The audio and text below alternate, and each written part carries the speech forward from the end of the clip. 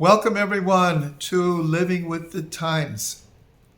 This week's Parsha Vayishlach tells the story of Yaakov coming back to Israel after 20 years of being in Haran, where he gets married, has many children. And when he's coming back to the land, he's told that Esav is coming with 400 men with him. And one of the methods of learning Torah is if we see a specific number in the Torah, then we might take the opportunity to see, does that number appear anyplace else? Because it's exactly 400 men. So let's take a few minutes and we'll see that this number 400 comes up in a number of very, very key places. The first time it comes up is after Sarah dies. Avram is looking to bury her in Hebron, and he wants to buy the cave of Machpelah, where in the end he does bury Sarah, and he himself is buried along with Yitzchak and Rivka, and Yaakov and Leah. And according to tradition, Adam and Eve are also buried in this same cave in Hebron. And in the end, he buys it for 400 pieces of silver. And in Hebrew, the word for silver is kesef, 400 pieces of silver. And we're told in the Zohar that in the world to come, there are 400 worlds of divine pleasure. And the word for divine pleasure is kisufin, which is the same root as kesef, of these 400 pieces of silver.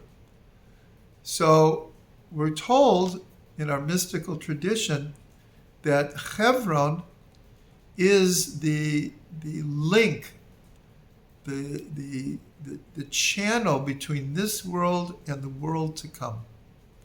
Just like when we pray, we always face Jerusalem, and we're told that all our prayers are channeled to Jerusalem, to the Temple Mount, and then they ascend.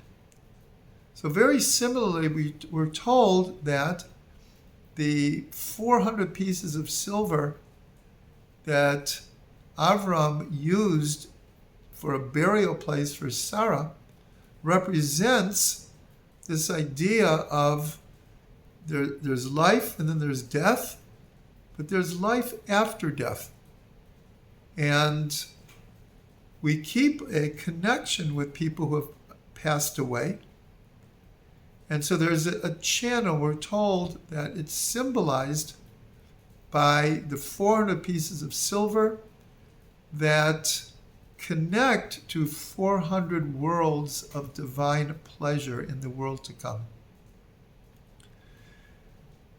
And so here we see that Yaakov is trying to come back to Israel, and he's confronted by 400 men. In other words, Avram's buying this burial plot is symbolic of his taking possession of all of Israel. And in fact, the Talmud discusses what are the dimensions of the land of Israel, length and breadth.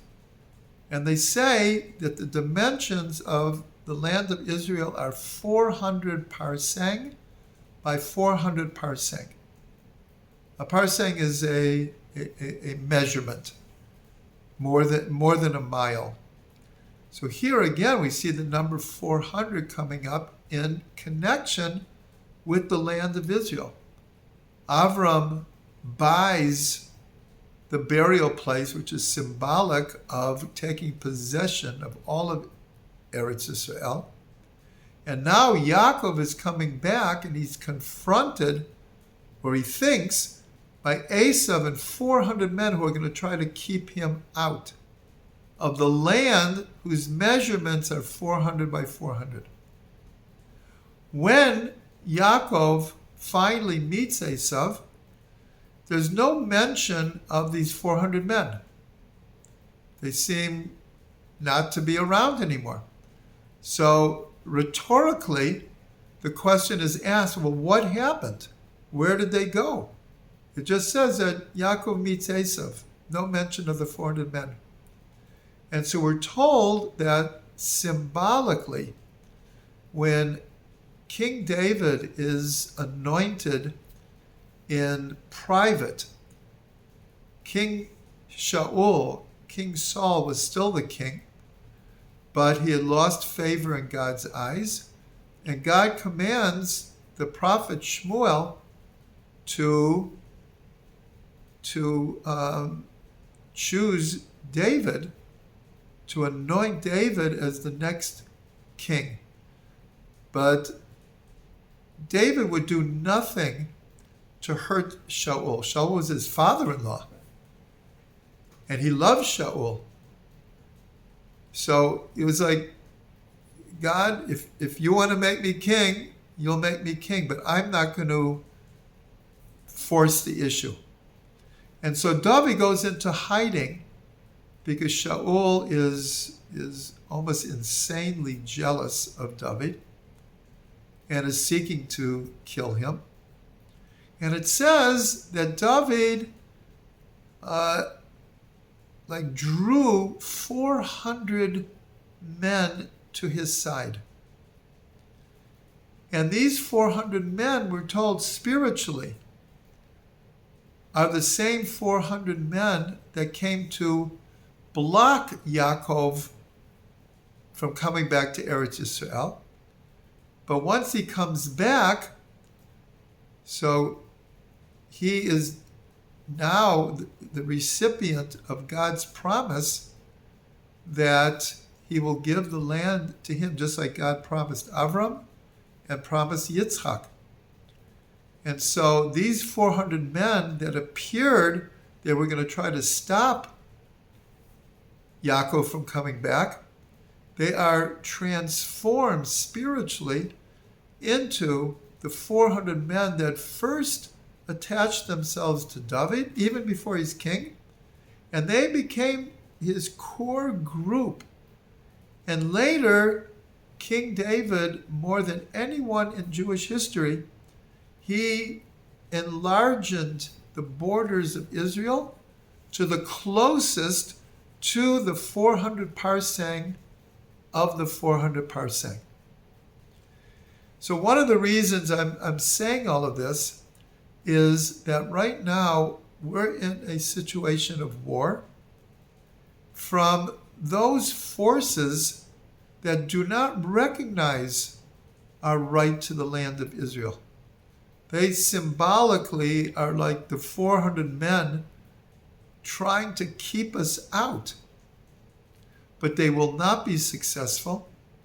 God promised Avram, Yitzchak, and Yaakov that the land of Israel would be theirs and their children's children for perpetuity, everlasting, for eternity. And so right now we're at war. And even though we're in Israel, there are those forces that want to remove us from the land. And so we will not allow this to happen. And these four different appearances of 400, Avram buying the land for 400 pieces of silver, paving the way for 400 worlds of pleasure in the world to come, a land whose dimensions are 400 by 400, and the army of David that is able to ensure that Israel will be ours forever. So Be'ezrat Hashem, we will be victorious, and once and for all establish that the Jewish people have a right to Eretz Yisrael.